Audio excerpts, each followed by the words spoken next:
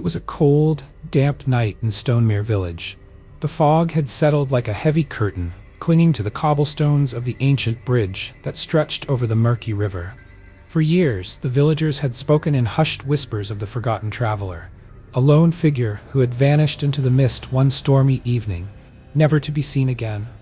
But the traveler was not gone. His presence lingered in the fog, his footsteps echoing softly against the stone bridge. Those who dared to cross the bridge on foggy nights often claimed to hear the rhythmic tap of boots, following them, chasing them, until they disappeared too. Nathaniel Reeves, a young historian from the city, arrived in Stonemere, intrigued by the legend. With a notebook and lantern in hand, he set out to uncover the truth behind the traveler's fate. The villagers warned him, "Don't cross the bridge when the fog rolls in. Don't follow the footsteps. Don't listen to the voice." But Nathaniel dismissed their fears as mere superstition.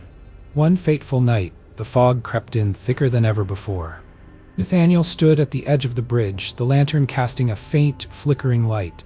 He took a deep breath and stepped forward. The silence was deafening, save for the soft rustling of the river below. Then he heard it, a faint click, clack, click, clack. Footsteps, slow and deliberate, coming from the other end of the bridge. "Nonsense," Nathaniel muttered. "It's just the wind." But the sound grew louder, closer. His heart raced as the footsteps came to a halt just a few feet away. Through the dense fog, a shadowy figure emerged. It was a man clad in tattered clothing, his eyes hollow and lifeless. "You've come too far," the figure whispered, his voice a raspy echo. Nathaniel's breath caught in his throat. He tried to back away, but his feet felt rooted to the ground. The figure raised a hand, pointing towards the village. "Turn back, or share my fate." In a flash, the figure vanished and the footsteps resumed, circling Nathaniel. Panic surged through him as the mist seemed to close in, the air growing colder with each passing second. The sound of rushing water filled his ears, and for a moment he felt as though he were drowning. With a sudden burst of strength, Nathaniel broke free from his paralysis and sprinted back to the village.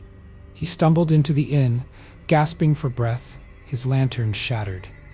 The villagers knew from his haunted eyes that he had encountered the traveler.